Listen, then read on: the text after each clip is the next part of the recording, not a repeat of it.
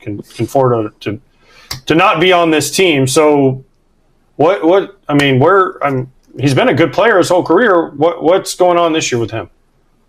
Yeah, he has not been a good player this year, that's for sure. It's his numbers since his shoulder surgery a couple years ago have not quite rebounded. His at-bats this year have just been terrible. He seems to step out of the dugout and be 0-2. They gave him plenty of time to find his way out of it. He tried some changes mechanically. He tried a different bat style. It's not working. He's even his little hot streaks have lasted 2-3 games. So it's a bust. They signed him for 1 year. They just got to cut their losses now, and maybe some of those other outfield configurations work. But boy, are you right about the fans. There are what we would call one-issue voters out there who want to blame him for everything. True. All right, so I want to know, can the Dodgers turn it on and win the World Series? That's kind of what you said at the beginning. They just kind of float through the regular season, and, here it is, the postseason. Can they turn it on and win the World Series with the way the team is constructed? And when, obviously they're getting everybody back, but can they win the World Series with this team the way it's constructed? Absolutely. I mean, is there a powerhouse out there in either league this year that you say, they're clearly the World Series favorite? I don't think there is. Ironically, after the way they had the teams they had in the playoffs the last 2 years, they've got great starting pitching this year, and that can carry you a little bit in the postseason. They also, when you get their attention, they're still a good team. You saw that with the Padres. When the Padres closed on them and tied the division, took the lead, Dodgers swept the Padres at home. Yeah, that was the one time where they kind of got their attention, got some urgency. So if that's the team you get in October, absolutely they can win it again. Do they need to get the bye? They're 2 games behind the Phillies right now. Phillies aren't playing the best baseball. Do they need the bye for a team that has battled injury, or like the team has just kind of sheltered guys and made sure that everybody's healthy to get back and not rush them back? Do they need those off days? They want them. I don't know if they need them. The last few years when they had the five days off, they've had some trouble with how to handle it. Last year they managed, but 2 years before that they were out in the first round. I don't think a first round wild card is that bad a thing, because as it would play out, they would probably have it at home, and they're a very good team at home, so the danger of losing 2 out of 3 is less. But yeah, I think they would much rather have the 5 days off, line up their pitching for whoever, and take it from there. But that is exactly my point. Yamamoto is not going to pitch on 5 days. To me, there's nobody that needs more time off than the Dodgers, because if Yamamoto throws, you might not see him until Game 4 of the NLDS. Yeah, the way it lines up, I think what you get is Blake Snell in the first game of a best of 5, and then Yamamoto in Game 2, which sets him up for the Game 1 start in the next round if you move on. I think the interesting thing is going to be how they use Ohtani as a pitcher in the postseason. The last couple times out, the way he's pitched, he's not exactly one of their 4 best. You got Snell, Yamamoto, Glasnow's pitched well since he came back, and Kershaw. Where does Ohtani fit in there? The other part of that is the 2-way player rule. A lot of people are saying pitch Ohtani out of the bullpen. Well, if you do that, it's problematic, because he has to finish the game as the pitcher, or you lose him as the DH.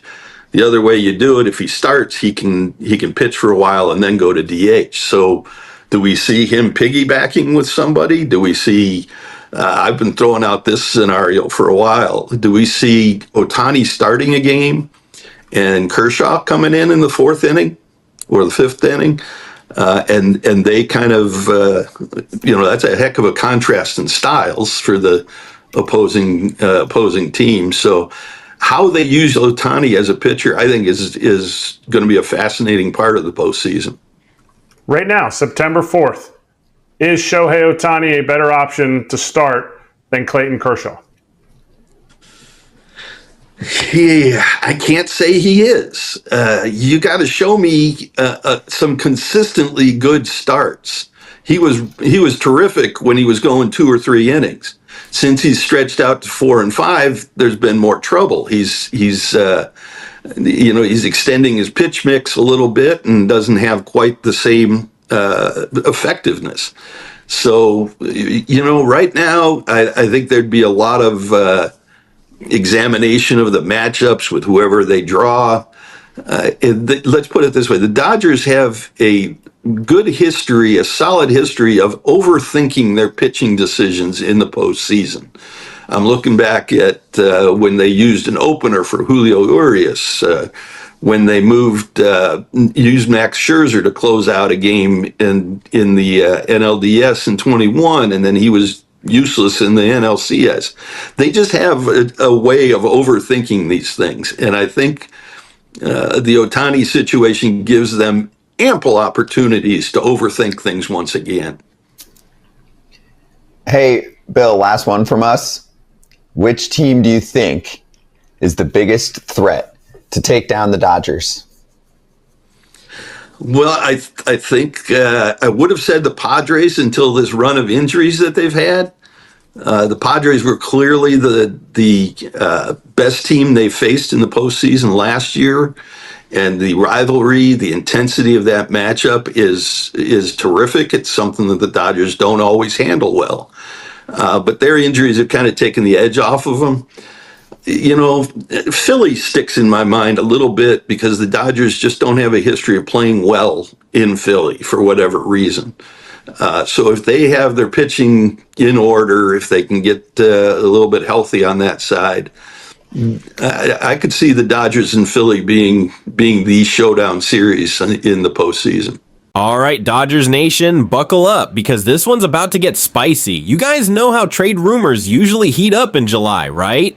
Well, this time it feels like November could be the month where we see the real fireworks. And guess who's right in the middle of it? None other than our Dodgers and Ketel Marte. That's right.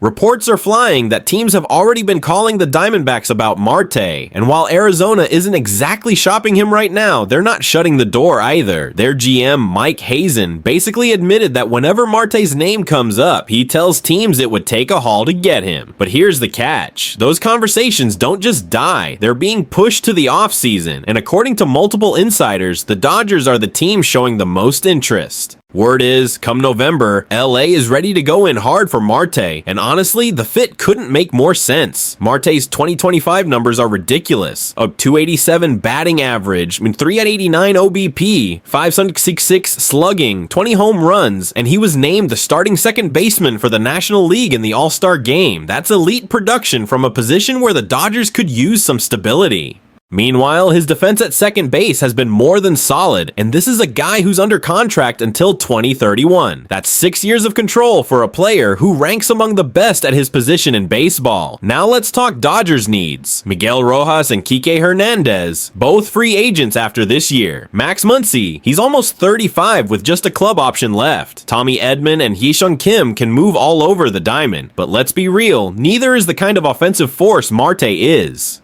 And Mookie Betts, who's been shifting between short and second, might finally benefit from just locking in at one spot. Marte sliding in at second would immediately balance this lineup and give Shohei Ohtani and Freddie Freeman another dangerous bat behind them. The Diamondbacks situation makes this even juicier. They've already traded Josh Naylor, Zach Gallen, and Merrill Kelly are on expiring contracts. Their farm system ranks near the bottom of MLB, and they're clearly looking for pitching depth. You better believe Andrew Friedman is licking his chops. The Dodgers have the #1 farm system in baseball, with 5 prospects in MLB Pipeline's top 66. If anyone has the ammo to pull off a blockbuster for Marte, it's us. Here's the big question though. Marte's contract is huge. $116 million still owed. He'll be 32 in October. Do the Dodgers give up a haul of prospects plus take on that kind of money for a guy who might be more of a short-term championship piece than a long-term franchise cornerstone? Or is this the exact kind of win-now move that pushes us over the top, especially with the Giants and Padres trying to close the gap? Dodgers Nation, I've got to know where you stand. Would you give up someone like Alex Freeland plus 2 or 3 top prospects for Ketel Marte if it meant locking him down through 2031? Or is that too risky considering his age and the drama that's been rumored in Arizona's clubhouse? Drop your thoughts in the comments, smash that like button, and don't forget to subscribe because November is shaping up to be an absolutely massive month for Dodgers rumors. And Ketel Marte might just be the blockbuster piece we've all been waiting for.